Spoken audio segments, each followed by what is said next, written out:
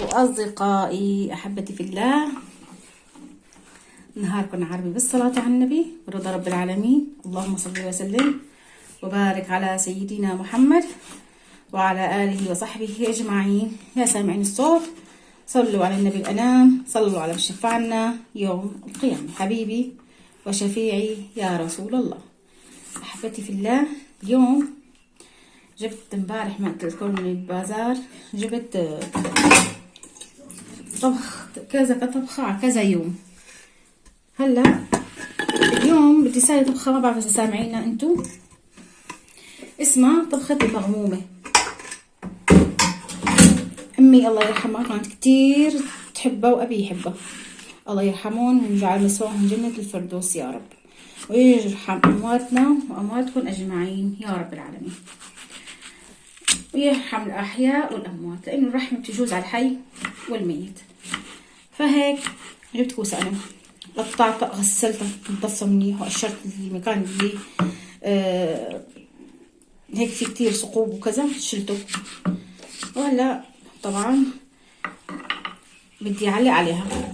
هي الكوسة والمكونات تبعاتها يلي يعني هي اسمها المغمومة، كانت امي تقولها.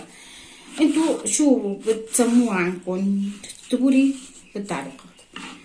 ف الله يرحمها يا رب، كتير كانت تسوي، تقول أكلة طرية خفيفة على المعدة وبالذات بالصيف بهالحر. تمام. هلا عندي كذا كوسة، هاي بدي اسويهم وقطعهم على نفس الطريقة نفس الشكل. بس الكوسة شو بتتألف طبختنا؟ من لبن. عندي هون لبن، بدها لبن، رحت على اليوز بير جبت لبن تقريبا 2 كيلو، وسلقت لها حمص. وهلا بنشوف ما شاء الله البركه من الله. شوف الحمصات كل وحده قد قدها ما شاء الله. فهلا بدنا نطبق شيء. هلا هون طبعا اقطع واحط هون الكوسيات، بدي اقطعهم كلياتهم وجهزهم. وهلا بعد ما قطعت الكوسه على هذا الشكل، قلت بدي هالكميه، ما بدي كتير كتر، لانه كمان اني سالقه حمص هون من امبارح نقعته والصبح سلقته. فقلت هلا يعني مشان نزيد الطنجره انه مو ما تطفطف، فقلت بدي هيك كوسه. هون هحط معلقه كبيره ملح، معلقه فلفل اسود، ماجي، زبده. هلا بدي اقلب كل هذا مع بعضه. طبعا الكوسه بترخي مي، وانا بدي اياها ترخي مي، لانه ليش؟ لانه هاي نسبة مي واتركها تاخذ الشكل ودي على بين ما تستوي معي الكوسه. لانه انا الحمص مثل ما شفتوه هون مستوي، حمص مستوي بقى، بس علي ان الكوسه تستوي معي وتتهبل. فلهيك ما كترت كتير كوسه الصراحه، مشان قلت هيك بكفينا، يعني انه منيح نعمل كاري وما صغرتها كتير، لانه بتعرفوا الكوسه متى ما استوت بتصير بتدبل، يعني بتدوب ذوبان. فقلت هيك منيح تمام. هلا بعدين بنشوف شو بدنا نسوي. خلي عم هلا تستوي على مهلها. وهلا بعد ما انا نقصت شوي من اللبن مشان احط فيه النشا مذوبته، مذوبه بهالكاسه 5 معالق نشا. وهلا بدي اخفقهم هين كلهم مع بعضهم حتى ما يضل ولا كبتيل ولا اي شيء. بسم الله دلدقنا. طبعا نخفقهم بشكل هيك مشان اللبن ما يصدل هيك. هنحط فوق منه كمان بيضه. هاي البيضة اختياري، بس تعطي طعمة وطيابة للبن والله ولا اروع. طيب تخليه دسم وغير شكل. هلا اختفت، ضلت تحركيها لحتى البيضة تختفي تماما. هلا طبعا انه ناقصني هنا المي، للبن عشان تتعبى فيها.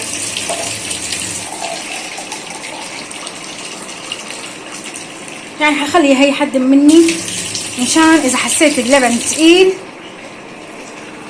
حط اللبن، حطه فوق مسيات اللبن. هلا هيك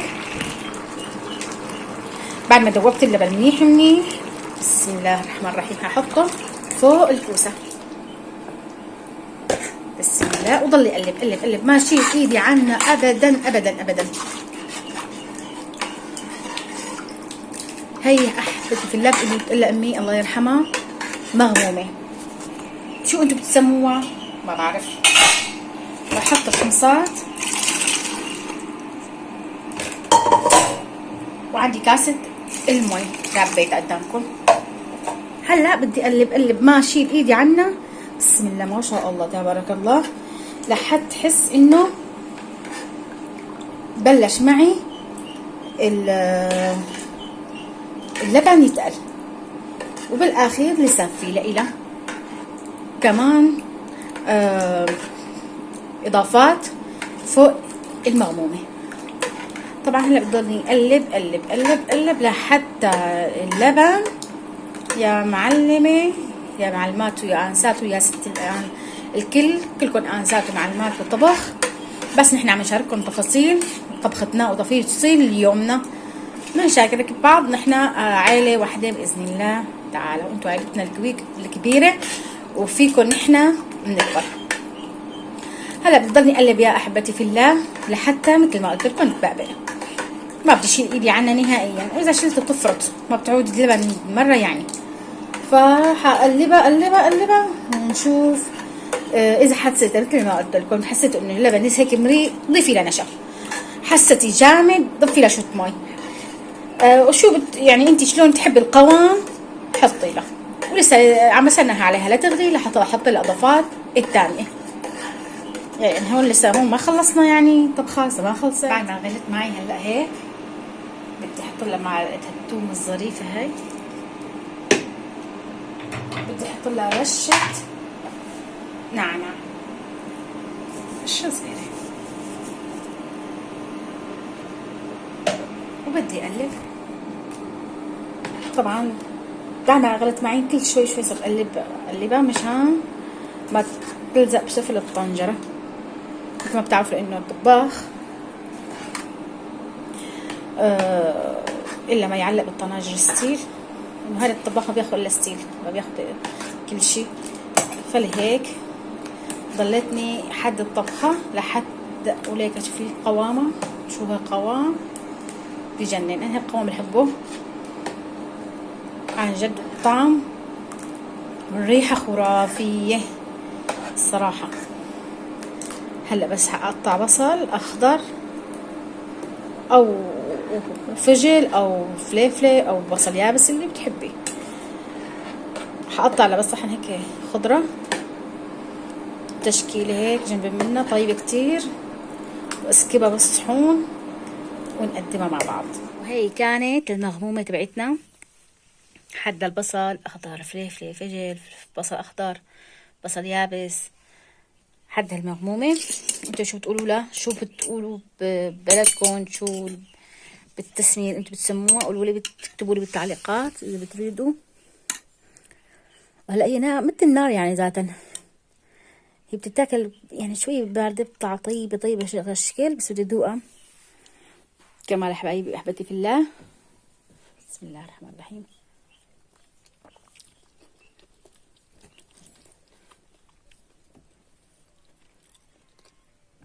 والله فاخر من الاخر، اكله خفيفه ظريفه غير شكل. هات لي الملح ماما من المطبخ، ناقصه شويه ملح. واكله يعني فيها جميع الفوائد. هي كانت امي تسميها مغمومه. الله يرحمها ويرحم ابي وامي ويرحم امواتنا اجمعين يا رب العالمين. وهلا بتمنى كل من يسمع الفيديو يترحم ابي وامي. انا عملت هذا الفيديو بس منشان لا اللايك ولا الاشتراك ولا اي شيء، بس مين بيسمع الفيديو يترحم لي عليهم، وان شاء الله الله هيك يجعلها في ميزان حسناتكم واجعل مثواهن جنة الفردوس يا رب، ويرحم أحبابنا يا رب أجمعين. رشة ملح فيني حط الله، كان كتير أبي وأمي يحبوا الأكلة، فالله يرحمهم يا رب، يجعل مثواهن جنة الفردوس. كل من بيسمع وبيشوف هذا الفيديو اكتب لي بتعليق الله يرحمهم، والله يا ربي هيك يجعل مثواهن جنة الفردوس يا رب، ويجعل قبره نور وسرور وفسحة من نور يا رب العالمين. هلا هيك تمام التمام. راح نحط له الملح.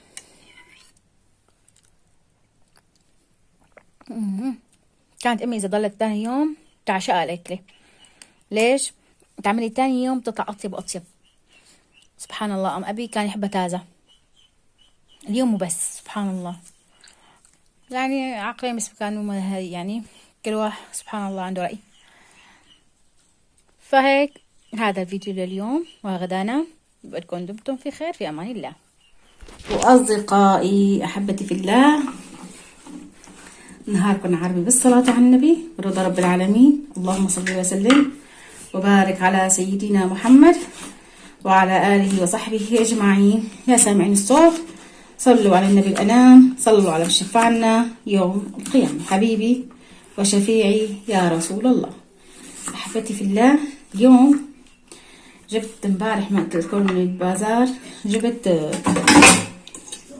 طبخ كذا طبخة على كذا يوم. هلا اليوم بدي اسوي طبخة ما بعرف اذا سامعينها انتو، اسمها طبخة المغمومة. امي الله يرحمها كانت كتير تحبها وابي يحبها، الله يرحمهم ويجعل مثواهم جنة الفردوس يا رب، ويرحم امواتنا وامواتكم اجمعين يا رب العالمين، ويرحم الاحياء والاموات، لانه الرحمة تجوز على الحي والميت. فهيك جبت كوسة انا، قطعتها غسلتها نظفتها منيح وقشرت المكان اللي هيك في كتير ثقوب وكذا شلته. وهلا طبعا بدي اعلق عليها. هي هاي الكوسة والمكونات تبعاتها يلي يعني هي اسمها المغمومة، كانت امي كتير تقولها. انتو شو بتسموها عنكم اكتبوا لي بالتعليقات. ف الله يرحمها يا رب، كتير كانت تسوي تقول أكلة طرية خفيفة على المعدة والزيت بالصيف بهالحر. تمام. هلا عندي كذا كوسة هاي بدي اسويهم وقطعهم على نفس الطريقة نفس الشكل. بس الكوسة شو بتتألف طبختنا من لبن. عندي هون لبن، بدها لبن، رحت على اليوز بير جبت لبن تقريبا 2 كيلو، وسلقت لها حمص.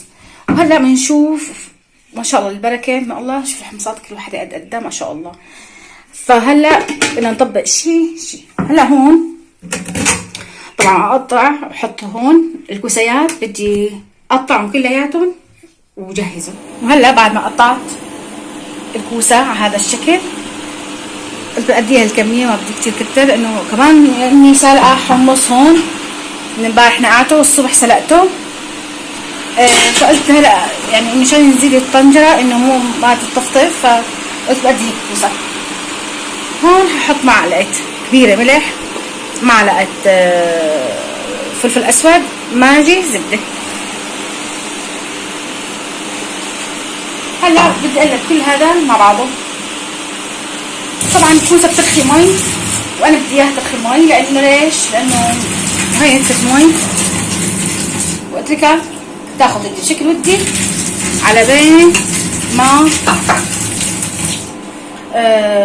تستوي معي الكوسه. لانه انا الحمص مثل ما شفتوه هون مستوي، الحمص مستوي بقى، بس علي انه الكوسه تستوي معي وتتهبل. فلهيك ما كترت كتير كوسه الصراحه، مشان قلت هيك مكفينا، يعني انه منيح نعمل كاري وما صغرتها كتير، لانه بتعرفوا الكوسه متى ما استوت بتصير بتدبل، يعني بتدب ذوبان. فقلت هيك منيح تمام. هلا بعدين بنشوف شو بدنا نسوي. خلي عم هلا تستوي على مهلها. وهلا بعد ما انا نقصت شوي من اللبن مشان احط فيه النشا مذوبة بهالكاسة 5 معالق نشا. وهلا بدي اخفقهم هين كلهم مع بعضهم حتى ما يضل ولا كبتيل ولا اي شيء. بسم الله دلقنا. طبعا نخفقهم بشكل هيك مشان اللبن ما يصدل هيك. هنحط فوق منه كمان بيضة. هي البيضة اختياري بس تعطي طعمه وطيابة للبن والله ولا اروع. طيب تخليه دسم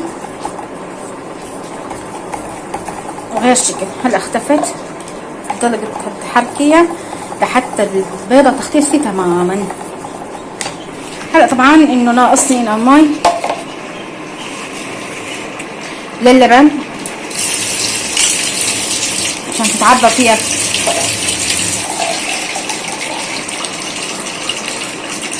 يعني هخلي هي حد مني مشان اذا حسيت اللبن تقيل حط اللبن، حطه فوق مسيات اللبن. هلا هيك بعد ما دوبت اللبن منيح بسم الله الرحمن الرحيم هحطه فوق الكوسه. بسم الله وضلي قلب ما شيل ايدي عنها ابدا. هي احبتي في اللب اللي بتقول امي الله يرحمها مغمومه. شو انتم بتسموها؟ ما بعرف. بحط الخمصات وعندي كاسه المي ربيت قدامكم. هلا بدي اقلب ما اشيل ايدي عنها. بسم الله ما شاء الله تبارك الله لحد تحس انه بلش معي اللبن يتقل. وبالاخير لسه في لإله كمان اضافات فوق المغمومه. طبعا هلا بضلني اقلب لحتى اللبن يا معلمه يا معلمات ويا انسات ويا ست كلكم انسات ومعلمات بالطبخ. بس نحن عم نشارككم تفاصيل طبختنا وتفاصيل يومنا. بنشارك بعض. نحن عائله واحده باذن الله تعالى وانتم عائلتنا الكبيره وفيكم نحن بنكبر. هلا بضلني اقلب يا احبتي في الله لحتى مثل ما قلت لكم تبقبق. ما بدي اشيل ايدي عنها نهائيا، واذا شلت بتفرط ما بتعود اللبن مره يعني. فهقلبها ونشوف. اذا حسيت مثل ما قلت لكم حسيت انه اللبن لسه هيك مريء ضيفي له نشا. حسيتي جامد ضيفي له شويه مي. وشو يعني انت شلون تحبي القوام حطي له.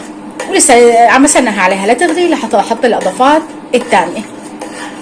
يعني هون لسه ما خلصنا يعني طبخه لسه ما خلصت. بعد ما غلت معي هلا هيك بدي احط لها معلقه الثوم الظريفه هاي. بدي احط لها رشه نعناع رشه صغيره.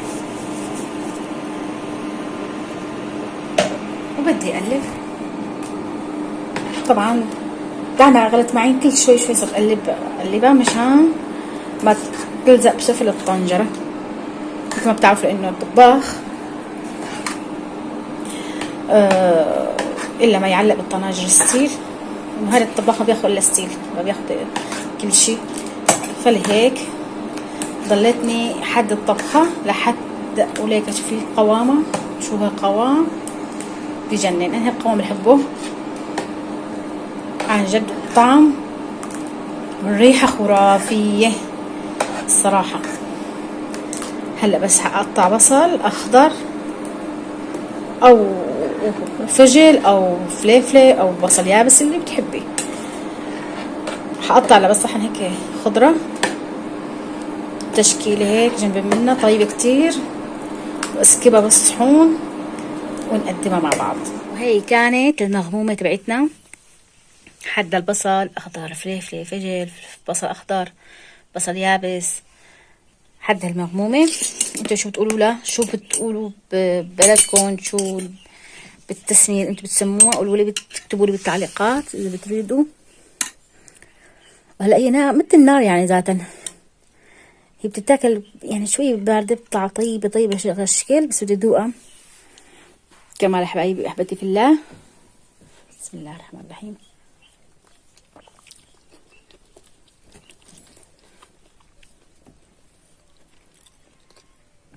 والله فاخر بالاخر، اكله خفيفه ظريفه غير شكل. هات لي الملح ماما من المطبخ، ناقصه شويه ملح. واكله يعني فيها جميع الفوائد. هي كانت امي تسميها مغمومه. الله يرحمها ويرحم ابي وامي ويرحم امواتنا اجمعين يا رب العالمين. وهلا بتمنى كل من يسمع الفيديو يترحم ابي وامي. انا عملت هذا الفيديو بس من شان لا اللايك ولا الاشتراك ولا اي شيء، بس مين بيسمع الفيديو يترحم لي عليهم. وان شاء الله الله هيك يجعلها في ميزان حسناتكم، ويجعل مسواهن جنة الفردوس يا رب، ويرحم احبابنا يا رب اجمعين. رشة ملح فيني حط الله. كان كتير ابي وامي يحبوا الاكله، فالله يرحمهم يا رب، يجعل مسواهن جنة الفردوس. كل من بيسمع وبيشوف هذا الفيديو اكتب لي بالتعليق الله يرحمهم، والله يا ربي هيك يجعل مسواهم جنة الفردوس يا رب، ويجعل قبره نور وسرور وفسحة من نور يا رب العالمين. هلا هيك تمام التمام. رح نحط لها ملح.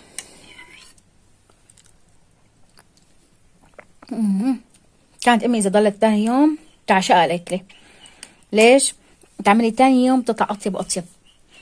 سبحان الله. ام ابي كان يحبها تازه اليوم وبس. سبحان الله، يعني عقلي بس كانوا يعني كل واحد سبحان الله عنده رأي. فهيك هذا الفيديو لليوم وغدانا. بدكم دمتم في خير، في امان الله.